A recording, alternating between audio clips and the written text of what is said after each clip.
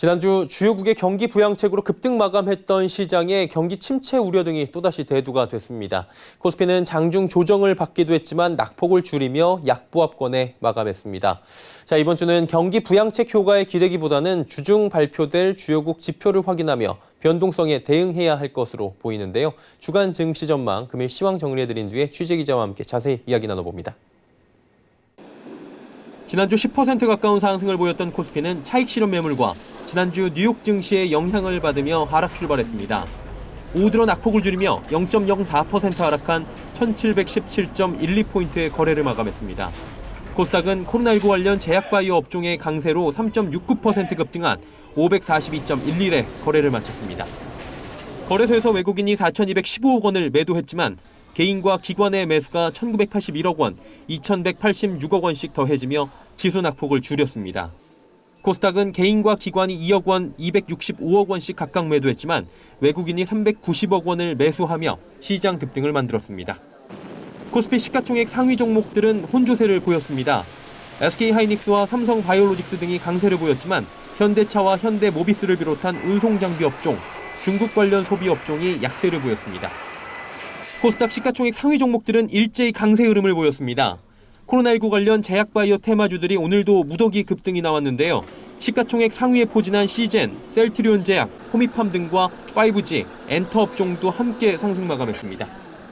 코로나19 관련 진단시약과 치료약 관련 종목들이 급등하는 가운데 4월 15일 총선을 앞두고 정치 테마주도 들썩이는 모습입니다.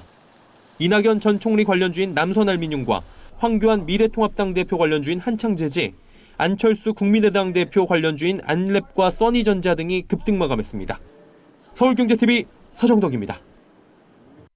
주간 증시 전망 증권부 배유한 기자 연결돼 있습니다. 배 기자 안녕하세요. 예, 안녕하세요. 예, 코로나19 확진자 수가 지금 미국이 많이 늘었더라고요. 중국을 넘어섰다는 소식까지 전해지고 있는 상황입니다. 경제적 충격에 대한 우려가 커지는데 전 세계 확진자 현황 한번 짚어주시죠. 네, 전 세계 신종 코로나 바이러스 감염증 확진자 수가 증가 추세를 나타내며 70만 명을 돌파했습니다.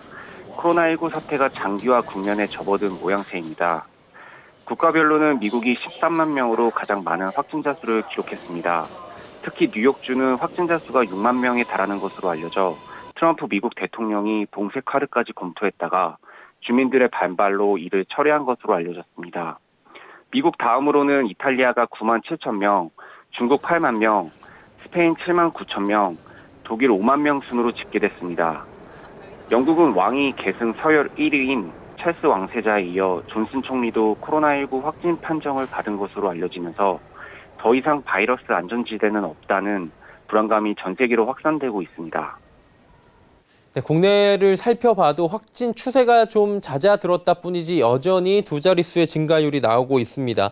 4월 초순이면 개학 결정해야 되고요. 2주가 추가된 사회적 거리 두기에 대해서도 지금 대책이 발표가 될 것 같은데 정부 대안 기업들의 대책, 지금 국내 상황들은 어떻습니까? 네, 정부는 2주간 강도 높은 사회적 거리 두기를 강조하고 있지만 국외 유입과 지역사회 집단 감염 등으로 국내 확진자 수는 줄지 않고 있습니다. 교육부는 이르면 내일 전국 학교들의 추가 개학 연기나 온라인 개학 여부에 대해 발표할 예정입니다. 코로나19 감염자가 지속적으로 발생하자 교육부는 추가 개학 연기를 고심하고 있는 것으로 알려졌습니다.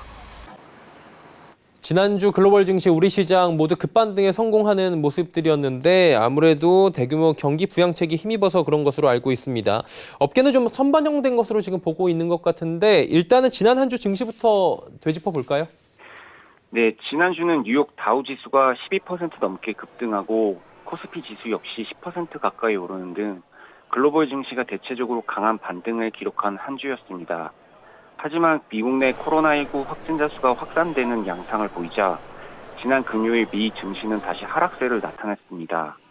특히 지난주 발표된 미국의 3월 셋째 주 신규 실업수당 청구 건수는 300만 건을 웃돌면서 역대 최고치를 기록했습니다. 코로나19 충격이 경제 지표에 본격 반영되기 시작한 것으로 풀이됩니다. 반면 주식시장 특성상 최근 악재는 선반영됐다는 전망이 나오고 있습니다. 이 때문에 금주 발표되는 주요국 경제 지표에 주목해야 한다는 관측에 힘이 실리고 있습니다. 자, 그렇다면 이번 주에는 어떤 경제 지표를 저희가 눈여겨봐야 할까요? 이번 주에는 중국과 미국의 주요 경제 지표가 발표될 예정입니다.